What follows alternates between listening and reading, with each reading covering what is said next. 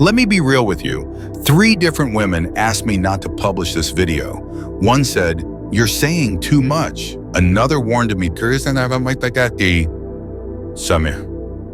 this will ruin everything. And maybe they're right. But you know what? If you're tired of guessing what she's thinking, of trying to decode mixed signals, of playing a game without even knowing the rules, then this is your moment. This isn't a rant. This is a reveal. You're about to see 5 core patterns in female psychology, some conscious, most unconscious, that shape your relationships, confidence, and emotional power. And once you know them, you won't unsee them. Stick around, because by the end, you'll see your past differently and step into your future more centered.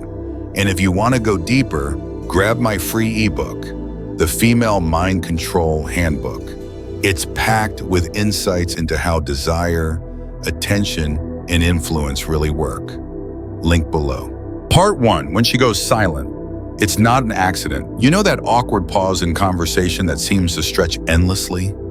The one where you're left guessing what just went wrong? That's not just awkwardness, that's strategy. And for many men, that moment becomes a trap. Let's break this down. Most guys are taught to be problem solvers.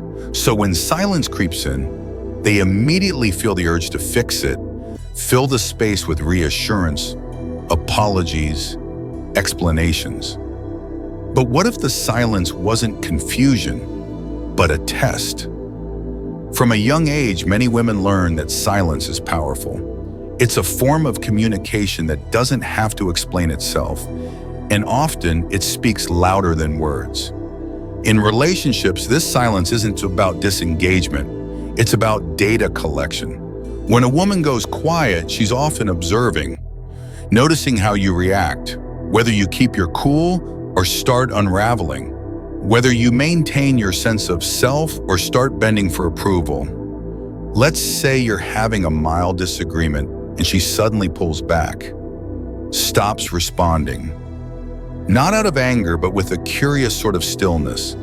That's your cue to notice your own patterns. Do you panic? Do you go into people-pleaser mode? Do you start offering emotional breadcrumbs just to win her back? Most importantly, do you lose your grounding? Now, this isn't about outsmarting her or playing cold. It's about recognizing that silence is a canvas, and what you project onto it tells her everything she needs to know about your emotional stability. I once had a coaching client, let's call him Daniel. He was in a new relationship with a woman he really admired, smart, successful, confident, but she had a tendency to go silent after emotional conversations. Not ghosting, just withholding communication for a few hours or even a day. Daniel's immediate response was always the same: double texting, calling, apologizing, even when there was nothing to apologize for. After doing this a few times, she stopped seeing him as an equal. Why? Because he gave away his frame every time she went quiet. When we reframed his reaction, things changed. I told him, what if silence wasn't rejection, but reflection? Could you treat it that way? Next time she went silent, he didn't chase. He acknowledged the conversation. Then he gave her space. When she came back, something shifted. Her tone was softer, more respectful. Not because he manipulated her, but because he stopped reacting from insecurity. There's a line from Epictetus, a Stoic philosopher, that goes, "It's not what happens to you, but how you react to it that matters." Silence is one of those moments. It can feel like an insult, or you can treat it as a mirror. So next time she goes quiet, breathe. Don't rush to fix. Let your calm be louder than your need to be heard. Now you might be wondering, what if the silence is disinterest? That's fair. But here's the truth, reacting with fear never wins either way. If she's testing you, you pass. If she's checking out, you exit with grace. Silence doesn't need to be feared. It needs to be understood. And when you become a man who doesn't flinch at silence, you become a man worth listening to. Part 2, emotional mirroring, how she adapts and why you should hold frame. Let's flip the script. You walk into a room, you're feeling good, confident, present, grounded. You start talking to a woman. Almost immediately, she starts matching your tone, your speed, your energy. Now, here's the part that most men miss. This isn't just her being polite. It's emotional mirroring. Women are taught and often master the ability to read and reflect emotional states. In fact, their brains are wired for it. Research shows that female mirror neuron systems are typically more active than those of men. Translation: they're better at picking up emotional cues and faster at adapting to them. At its best, this creates emotional harmony, instant connection, comfort. It's what makes you feel like she just gets you. But there's another side to it. When mirroring becomes measurement, because while she's syncing with your vibe, she's also assessing. Do you stay grounded in your own energy? Or do you shift based on hers? Are you leading the emotional tone or following it?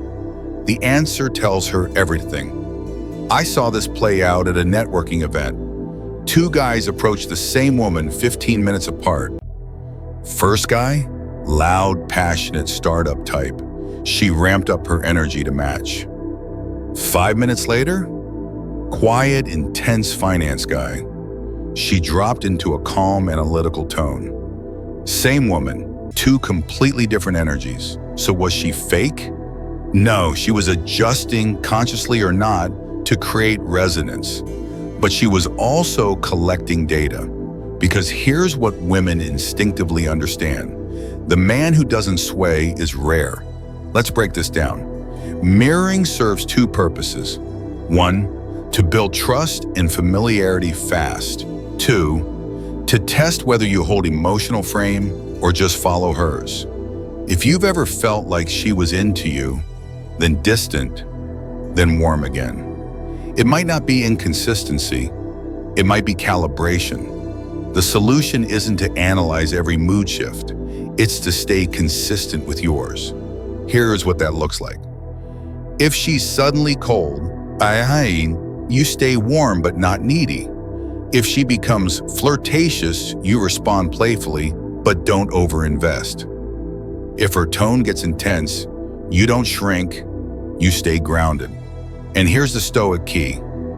Your emotions should belong to you, not to the environment. Marcus Aurelius said, "The nearer a man comes to a calm mind, the closer he is to strength." He ruled an empire during war, plague, and betrayal. Yet in his journal meditations, he wrote not about controlling others, but about mastering himself. So ask yourself, am I letting the world dictate how I feel today? Or am I choosing how I show up?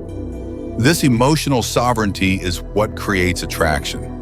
But more than that, it creates peace.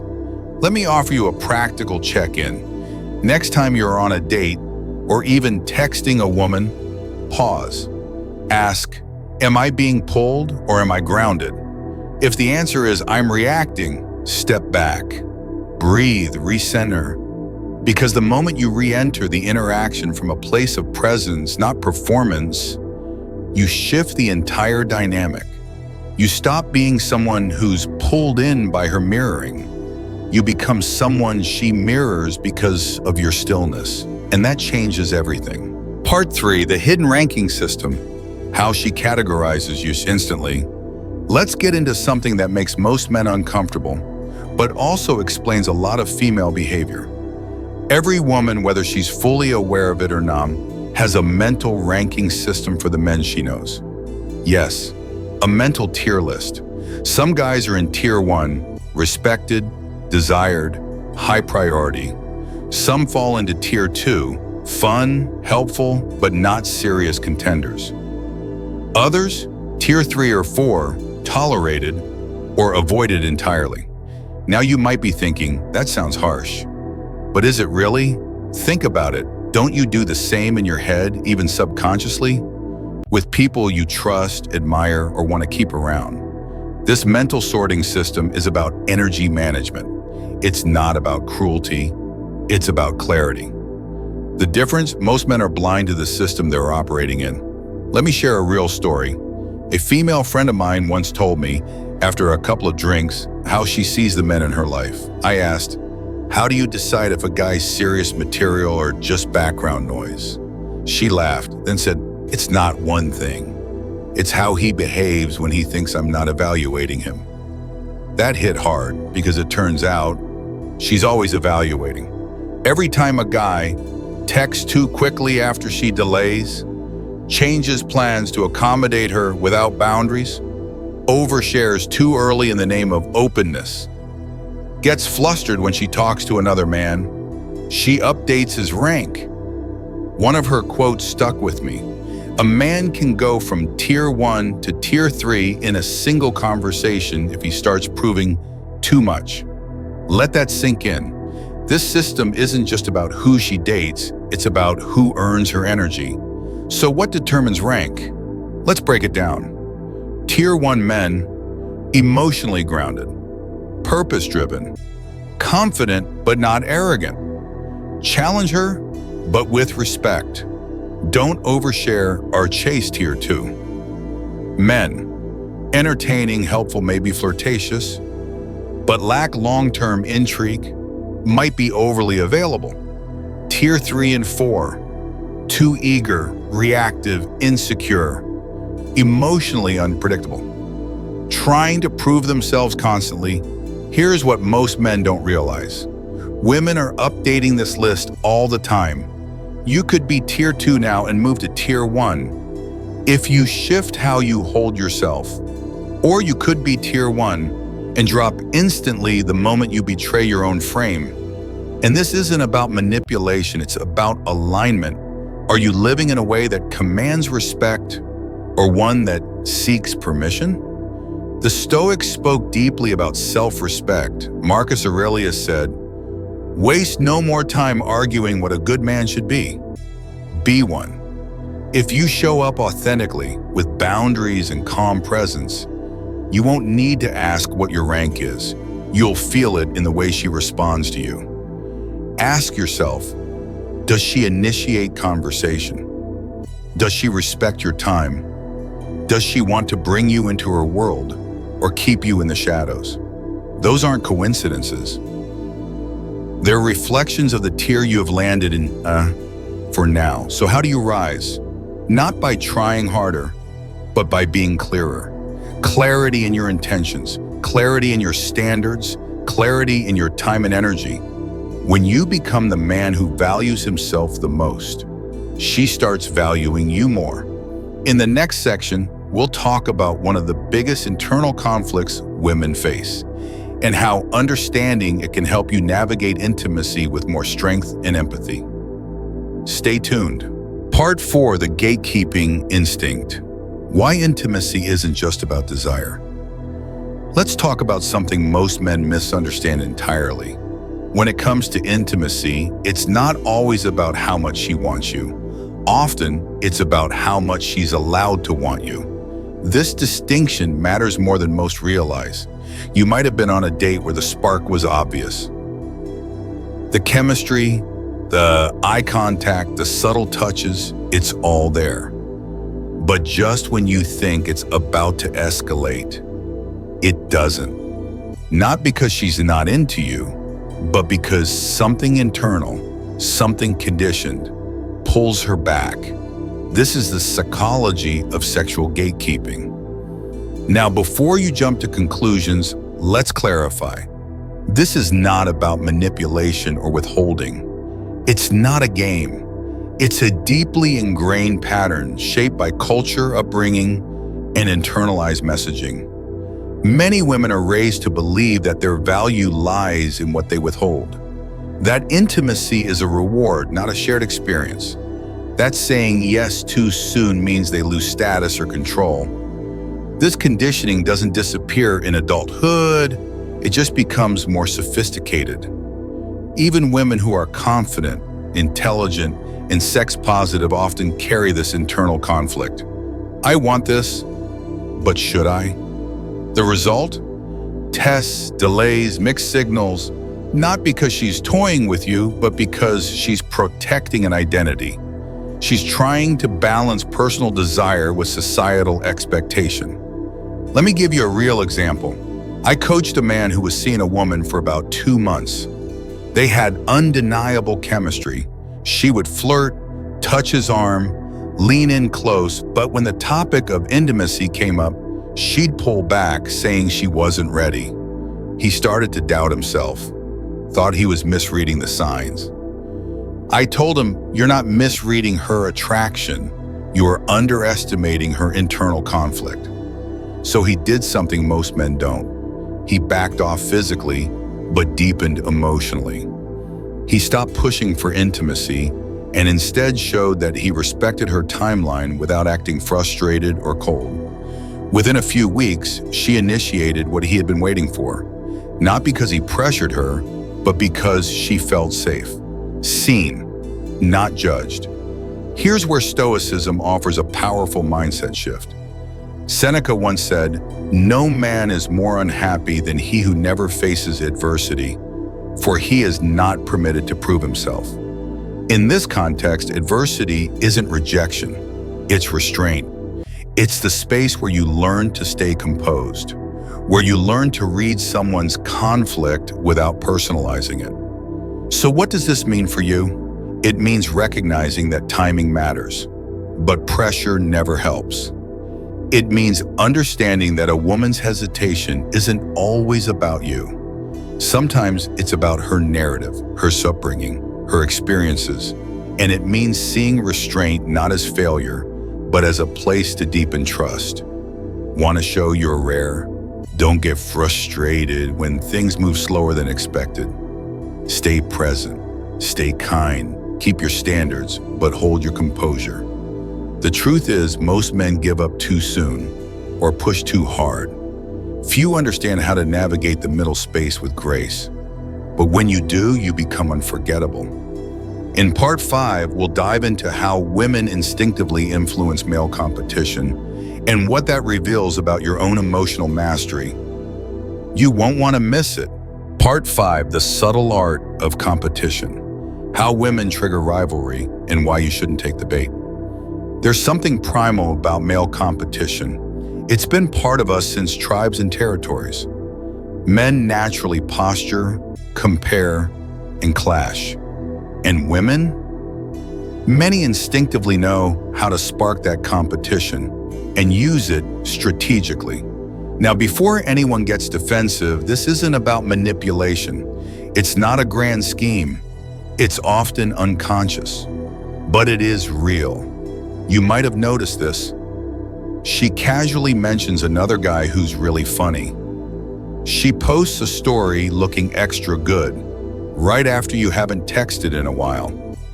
She drops hints about how many guys are in her DMs. Coincidence? Maybe. Pattern? Definitely. Here's the thing. This behavior taps into something deep in the male psyche. The moment another man enters the picture, many guys go from calm to competitive. They start overperforming, overcompensating, trying to win a race they didn't even realize they were running. But here's the truth. If you fall for it, you lose. Wait, because the moment you start reacting to other men, you've left your own frame. You're no longer connecting with her. You're trying to outperform an imaginary rival, and she senses that shift. She feels the change in your energy from grounded to grasping. Let me share a quick story. A guy I mentored, we'll call him Jay, was seeing a woman who mentioned more than once how a guy from work kept flirting with her. At first, Jay brushed it off, but after the third time, he got edgy, started showing up more, texting more, acting more intense. And guess what?